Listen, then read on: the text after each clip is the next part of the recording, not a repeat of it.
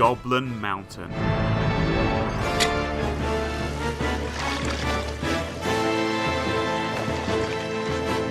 Joseph Alexander lived in the shadow of an enormous mountain that towered over his parents' cottage.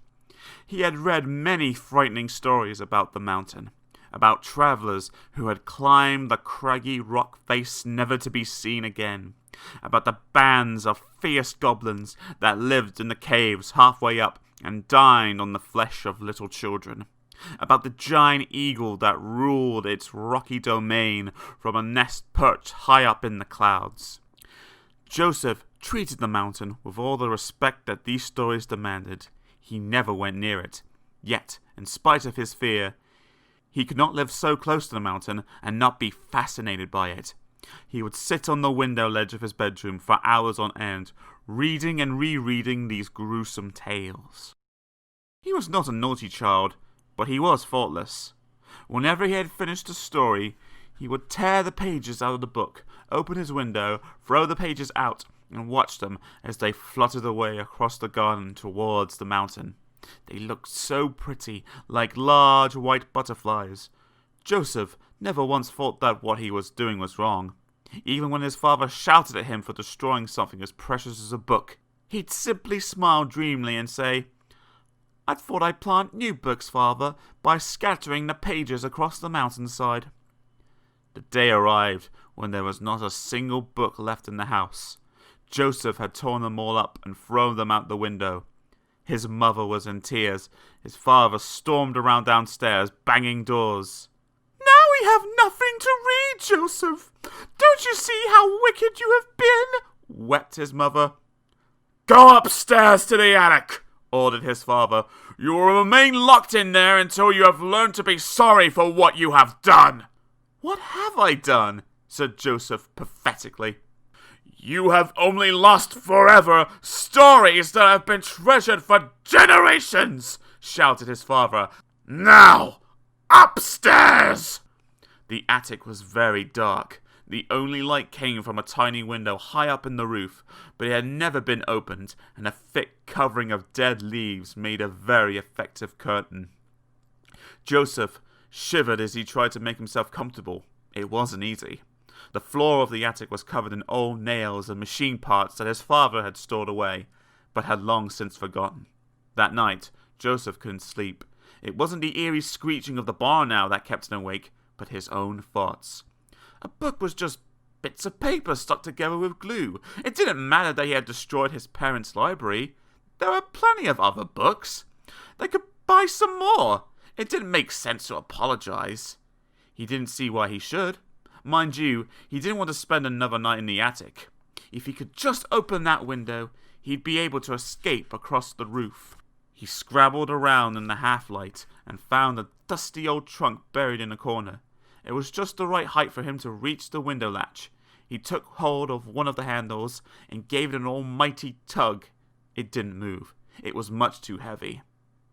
"There's probably a dead body inside," he joked with himself.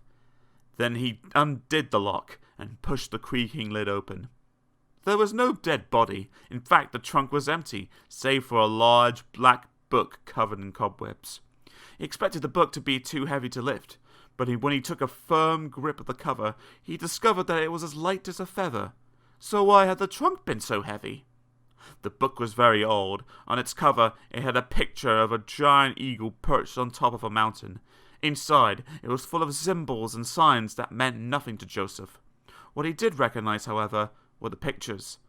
Ugly faces, twisted bodies, evil eyes. The book was covered with pictures of goblins. Joseph was hooked. He had never seen a book like it. Each book wove its magic around him and forced him to read on. There were pictures of goblins changing into frogs, of goblins floating in mid-air, of goblins summoning the devil from cracks in the mountain face. In almost no time at all, Joseph had finished it, and even though he hadn't understood a single word, he was sure it was an ancient book of magic spells. It was also the largest book he had ever read. Each page was the size of a desktop. You can guess what happened next. Driven by overwhelming temptation, Joseph tore every page out of its black leather binding. He dragged the empty trunk into position, climbed on top, and pushed the window till it opened. Then he threw the pages out, one by one. Joseph was spellbound as they floated away across the garden like a flock of beautiful white birds. But as the pages reached the mountain, they burst into flame, and out of each flame sprung a black crow that flew up into the clouds and was lost from sight. The spell was broken. Joseph was suddenly afraid. The cover of the book, which he was still holding, became hot, and the eyes of the giant eagle shone like two red coals in the darkness. With a scream, he hurled the cover out of the window and watched it spiral downwards into the branches of his mother's favorite apple tree. The tree burst into flames and in a second was reduced to a black and charred stump. Sitting on top of the stump was a giant eagle. Joseph's mother heard his scream and came running. She took the stairs to the attic 3 at a time. She heard Joseph scream for a second time as she fumbled with the key in the lock. The lock turned and she burst into the room, only to be knocked backwards by a fierce gust of wind. A giant eagle's feathers settled on the floor next to her, and she looked up just in time to see her son's legs disappearing through the window. The eagle wheeled round towards the mountain.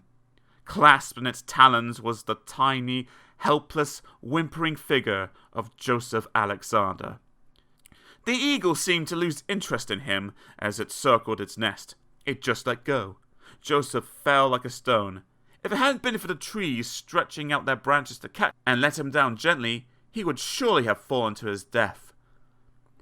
"Beware," said a whispering voice in Joseph's ear. "Beware." He spun round to see who it was, but there was no one there. A tree, bent over by the wind, brushed Joseph's shoulder. "Beware," whispered the voice again. It was the tree talking. "Beware of what?" said Joseph, but the wind had stopped blowing, and the tree had straightened up.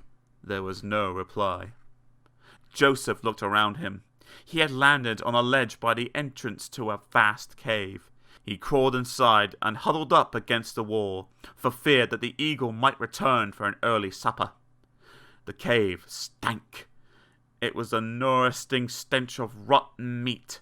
Joseph wondered what type of beast could possibly live in such conditions. "Goblins? Surely not," he said to himself. "They only exist in storybooks. They aren't real." "Oh, yes, we are," said a rasping voice nearby. The goblin pushed his warty nose into Joseph's face and grasped Joseph's neck with his webbed fingers. "And now, you're coming with me." Joseph was dragged through a maze of dripping, wet stone passages by a chain that the goblin had fastened round his neck. In the distance, Joseph could hear voices chattering excitedly. As he approached them, the passage opened out into a vast underground cavern. Black crows were perched all round the roof, and sitting against the walls were row upon row of stinking goblins. They leaped to their feet when he came in, and joisted around him. Some poked him with sticks and pinched his legs. Others simply came too close and breathed their foul breath all over him. There were 3 loud knocks. A white-haired goblin had entered the chamber through a door at the back. He had a goatskin cloak around his shoulders and carried a thorny cudgel in his hand. "Let the trial commence," he roared, and everyone took their seats again, leaving Joseph in the middle of the goblin court. "You are accused, Joseph Alexander, of willfully destroying the great Book of Fog, containing the mystical ancient secrets of this magic mountain. Have you anything to say before I pass sentence?" "But what about my trial?" shouted Joseph. "Aren't you going to listen to what I have to say in my defense?" "No," said the judge. "That is not the goblin way." A roar of approval came from the other goblins. "Chop his head off!" shouted one. "Bury him in a vat of goose fat!" screamed another. "But I didn't mean to do it!" cried Joseph. "I promise I'll never do it again!" "Too late," declared the judge. "You have torn up too many books for me to believe you. You're guilty." "No!" shouted Joseph. "Take him away and plant him with the others." A ripple of laughter went around the court. "What do you mean? Plant me?" said Joseph as 100 goblin fingers lifted him up. "You are to be turned into a tree," said the judge, "just like all the other children who think it is acceptable behavior to tear up their books. Trees make paper. Paper makes books. One day you'll be chopped down to make paper. One day you'll be stuck together to make a book. One day you'll be torn to shreds by some other miserable child." There was a loud cheer. The white-haired goblin left the court, and Joseph was carried out onto the mountainside by the mob. They dug a deep hole and threw Joseph into it. He looked around despairingly at all the other trees, but they were powerless to help. Then he heard a familiar voice. "I want you to beware," whispered the tree in his ear. It was one of the other children who had been planted alongside him. "But I didn't know!" Joseph cried. "I didn't know! I didn't know!" "You didn't know what?" said his mother, who had finally managed to open the door to the attic. "What?" said Joseph, who didn't know where he was. "You've been screaming your head off for the last 10 minutes, she said. Joseph was still in the attic. The black crows, the giant eagle, the goblin court. It must have all been a dream. Joseph threw his arms round his mother. "I promise I'll never tear up another book in my whole life," he wept. "I don't want to be a tree." "I'm sure you don't," said his mother as she hugged him back. "Come on, it's time you went to bed." Then she picked Joseph up and carried him downstairs. In the attic, an icy wind gusted in through the open window, picked up the giant eagle's feather, and blew it out across the garden towards the mountain.